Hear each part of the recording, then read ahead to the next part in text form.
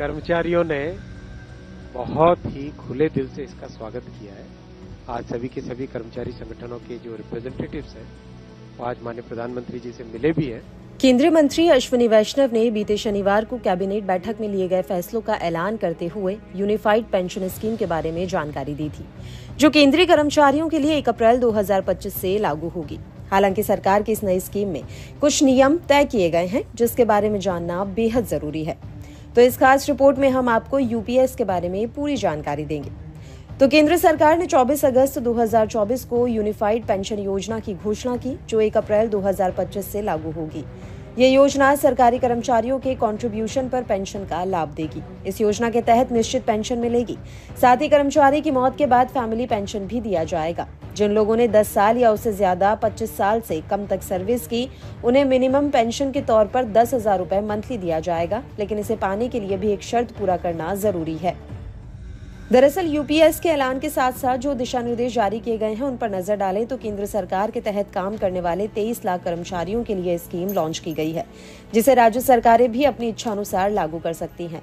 महाराष्ट्र ने तो इसे मंजूरी भी दे दी है। इसके तहत कर्मचारी के अंतिम 12 महीने की एवरेज बेसिक सैलरी का 50% हिस्सा रिटायरमेंट के बाद आजीवन दिया जाएगा, लेकिन कर्मचारियों को कम से कम 25 साल तक नौकरी करना जरूरी है। इसके साथ ही यूपीएस में 10,000 रुपए की न्यूनतम पेंशन का भी जिक्र किया गया है।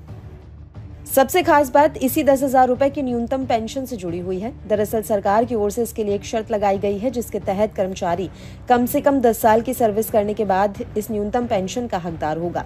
लेकिन अगर किसी ने 10 साल से कम नौकरी की है तो क्या उन्हें पेंशन नहीं मिलेगी? इस बारे में अभी तस्वीर साफ नहीं हो पाई है। Number of people who have retired in this is very small. See, people don't retire in 5 years normally. Only a very small number of people have retired under the new pension system. क्योंकि सरकार का कहना है कि कम से कम 10 साल की service पर न्यूनतम 10,000 रुपए मंथली पेंशन मिलेगी, लेकिन उससे कम सर्विस पर क्या प्रावधान होगा, इस मुद्दे पर सस्पेंस बना हुआ है। वहीं अगर बात करें कि 10 साल से ज्यादा और 25 साल से कम नौकरी करने वालों की, तो इसके लिए खास फॉर्मूले के आधार पर पेंशन तय की जाएगी। मान लीजिए अगर कोई कर्मचारी 24 साल की नौकरी कर लेता है तो फिर उसे न्यूनतम नहीं बल्कि 25 साल के लिए तय किए गए 50% की तुलना में कुछ कम या 45 से 50% के बीच पेंशन मिल सकती है। यूपीएस के अन्य लाभों की बात करें तो कर्मचारी की मौत के बाद फैमिली में से किसी एक योग्य सदस्य को कर्मचारी के पेंशन का 60% हिस्सा दिया जाएगा, जबकि अगर किसी कर्मचारी ने सिर्फ 10 साल या उससे अधिक तक सर्विस की है तो उसे कम से कम पेंशन 10,000 रुपए दिए जाने का प्रावधान है।